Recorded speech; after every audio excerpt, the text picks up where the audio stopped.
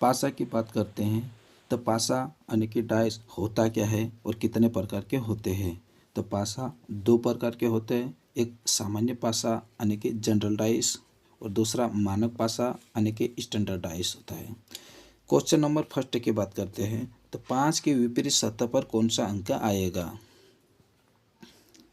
तो दोनों फ्लकों पर जोड़ने पर 7 संख्या आना चाहिए। तो सामान्य पासा और 7 या 7 से कम या 7 से अधिक आने पर वो स्टैंडर्डाइज यानी कि मानक पासा होता है। तो 6 और 4 10, कहीं पर 7 हुआ क्या, नहीं हुआ।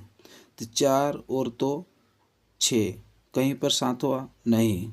2 और 6 8, मतलब कहीं पे भी 7 नहीं हुआ।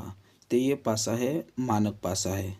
और मानक पासा में आंसर फिक्स होते हैं। 1 के विपरीत 6 होता है और 2 के विपरीत 5 होता है और 3 के विपरीत 4 होता है।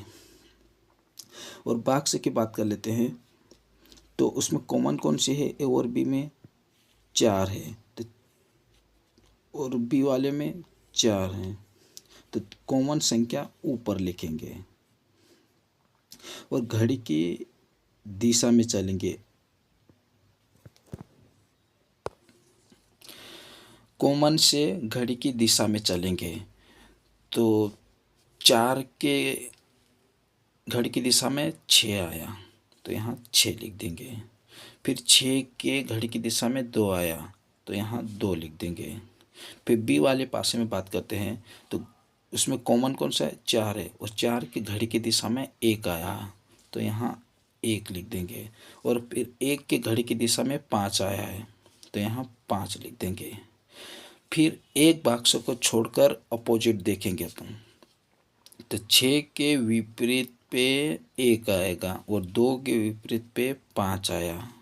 और 7 संख्या में से कौन सा फ्लैग पर 7 संख्या में से कौन सा संख्या नहीं आया है। तो उसमें कौन सा नहीं आया, 3 आया तो यहाँ 3 लिख देंगे। तो अपने क्वेश्चन में पूछा क्या है, 5 के विपरीत सतह पर कौन सा अंक आएगा। तो 5 के विपरीत 2 आया है तो अपना आंसर हो जाएगा क्वेश्चन नंबर बी सही हो जाएगा।